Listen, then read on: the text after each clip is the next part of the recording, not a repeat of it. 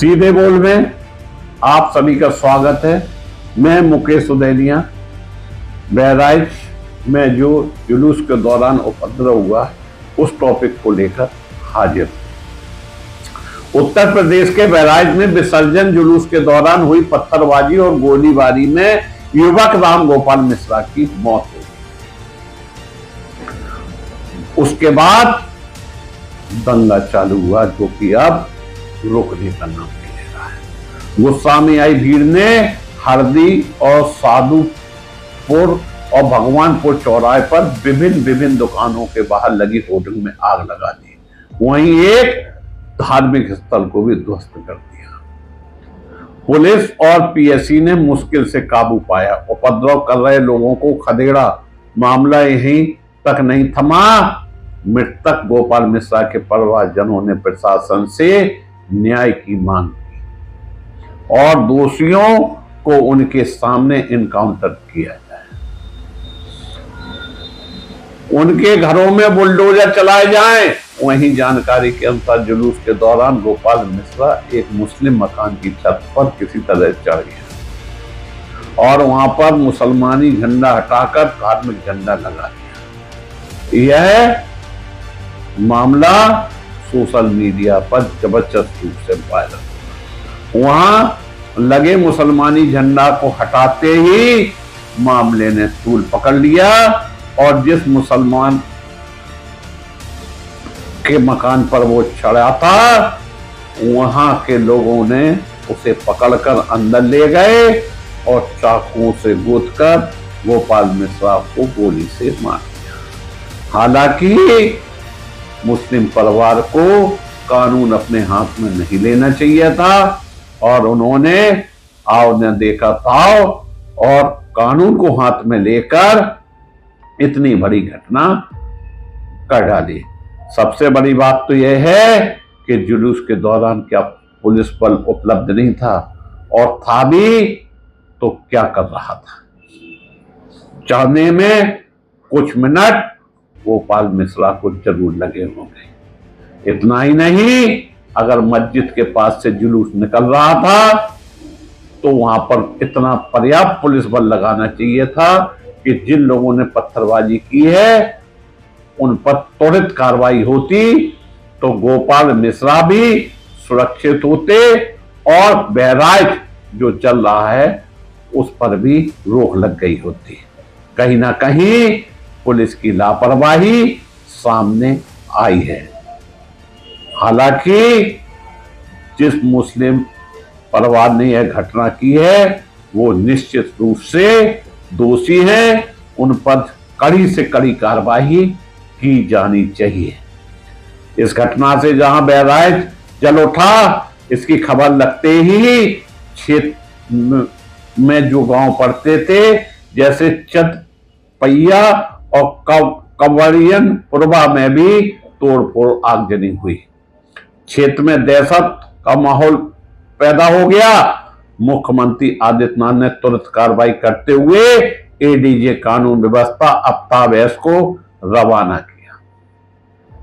उन्होंने मोर्चा संभालते हुए शांति व्यवस्था बनाने का प्रयास किया, परंतु उनके सामने ही रामपुरवा चौकी पर आक्रोश भीड़ तोड़फोड़ करने लगी। इसके बाद उन्होंने अपनी पिस्टल से हवा में फायरिंग की और पिस्टल लहराते हुए प्रदर्शन कर रहे लोगों को दौड़ाया। तब जाकर मामला कंट्रोल में आया। अगर कहा जाए तो गलत नहीं होगा कि वहां के पुलिस अधीक्षक, वहां के अन्य पुलिस अधिकारी क्या कर रहे थे। और एक कहावत है, जब बाप को ही बेटे की जगह मैदान में उतरना पड़े तो फिर बेटे का क्या काम। जब एडीजे को व्यवस्था संभालने पड़े तो पुलिस अधीक्षक किस लिए तैनात किए जाते हैं, यह एक बड़ा सवाल है। पुलिस प्रशासन के समझाने पर राम गोपाल मिश्रा के परिवारजनों ने उसका अंतिम संस्कार किया। उत्तेजित माहौल को देखते हुए महाराजगंज और महसी क्षेत्र में के निजी स्कूलों में छुट्टी कर दी। इस उपद्रव में 1 दर्जन लोग घायल हुए, जिसमें मुख्य रूप से सुधाकर तिवारी उम्र 45, सत्यवान उम्र 40, अखिलेश वाजपेयी उम्र 55, विनोद मिश्रा, अमृतलाल विश्वकर्मा सहित कई लोग घायल हुए जो कि निजी अस्पताल में अपना इलाज करवा रहे हैं। वहीं मुख्य आरोपी सलमान सहित 25 लोग गिरफ्तार हुए। पूजा कमेटी द्वारा आरोपियों को फांसी देने की मांग की गई। इस मामले में पूरे बहराइच में बवाल बढ़ गया। पुलिस व प्रशासन बैकफुट पर नजर आया। वहीं हरदी थाना प्रभारी और महसी चौकी प्रभारी निलंबित कर दिए गए। हमेशा की तरह छोटे अधिकारियों पर गाज गिर गई, जबकि इसमें जिलाधिकारी से लेकर पुलिस अधीक्षक भी कहीं ना कहीं जिम्मेदार है।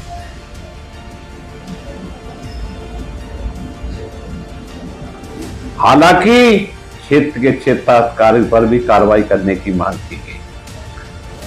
हम दोस्तों आपको यह भी बताते चलें कि प्रदेश के हर जनपद में, हर थानों में रजिस्टर रखे जाते हैं।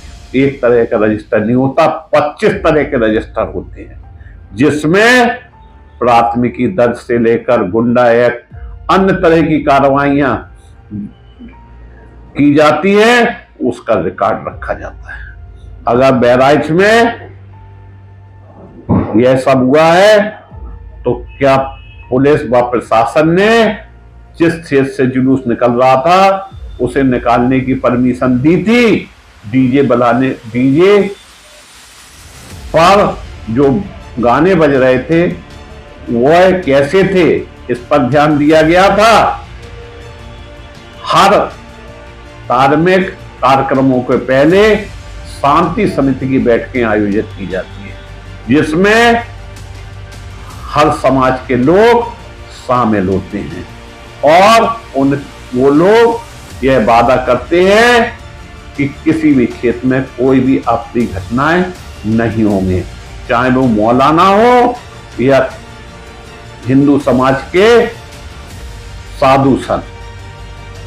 प्रत्येक व्यक्ति मामलों को भड़काने का प्रयास करता है। धार्मिक कार्यक्रम करने से पहले पुलिस पूरा होमवर्क तैयार करती है, सादा ड्रेस में लोगों को भी भेजती है और यह सुनिश्चित कर लेती है कि अब कहीं कोई ऐसी घटना नहीं होगी। तदोपरांत वो जुलूस निकालने की परमिशन देती है। दोस्तों, आज हालात बद से बदतर होते चले जा रहे हैं। जगह जगह लोग धर्म की आड़ में लड़ाइयां लड़ रहे हैं। इतना ही नहीं, पुलिस और प्रशासन ने अगर ठोस रणनीति बहराइच में बनाई होती तो निश्चित रूप से गोपाल मिश्रा सुरक्षित होते हैं। हम आपको यह भी बताते चलें कि भीड़ बेकाबू होते ही पुलिस बल को अपनी ताकत का एहसास होता है। आखिरकार यह सब कब रुकेंगे? यह एक ज्वलंत सवाल देश प्रदेश के आगे खड़ा हुआ है।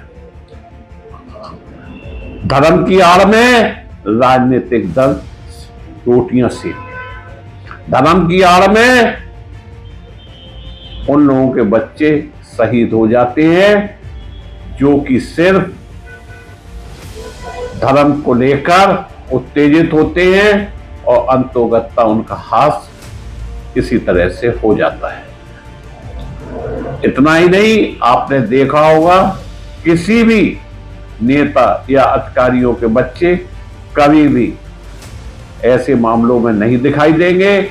हमारे देश के कई नेताओं के बच्चे विदेशों में शिक्षाएं दे रहे हैं, अधिकारियों के बच्चे विदेशों में पढ़ रहे हैं और समाज को बनाने, बिगाड़ने, धर्म को संभालने के लिए उन बच्चों को शहीद किया जा रहा है जो कि जिनके हाथों में कलम दबात होना चाहिए, वो आज जुलूसों में जाकर अपना जीवन बर्बाद कर रहे हैं। पूछो उन माँ बाप के दिल पर क्या बीतती है जिनके बच्चे ऐसे दंगों जुलूसों में शहीद हो जाते हैं। यह सिलसिला बरसों से चल रहा है, आज का नहीं है।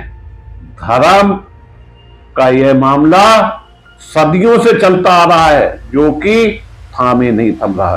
गोपाल तो चले गए, लेकिन गोपाल की शादी कुछ महीने पहले हुई थी, और जिस महिला से शादी हुई थी वो विधवा हो गई। इतना ही नहीं, जिस तरह से जो भी घटनाएं होती हैं, लोग मारे जाते हैं और फिर उसकी जांच बैठा दी जाती है, कमीशन बना दिया जाता है, सालों जांचें चलती रहती हैं और ठंडे बस्ते में डाल दी जाती है। इसी तरह से बहराइच का मामला के लिए एक जांच कमेटी बनेगी, उसमें उसे रेफर कर दिया जाएगा और मामला चलता रहेगा। इसकी जगह अगर कोई ठोस योजना बनाई जाए, जहां पर भी जो धार्मिक स्थल है या कोई भी आयोजन करना चाहता है, उस आयोजन में कितने लोग उपस्थित होंगे, उनकी संख्या क्या रहेगी, वो मैदान उस लायक है या नहीं है, इन सब पर ध्यान देना चाहिए। अभी आपको याद होगा, कुछ समय पहले लगभग 100 से अधिक लोग भीड़ भाड़ में मारे गए। वह मामला अभी तक ठंडा नहीं हुआ। कई दिनों तक उस पर राजनीति चली और अचानक वो ठंडे बस्ते में डाल दिया गया।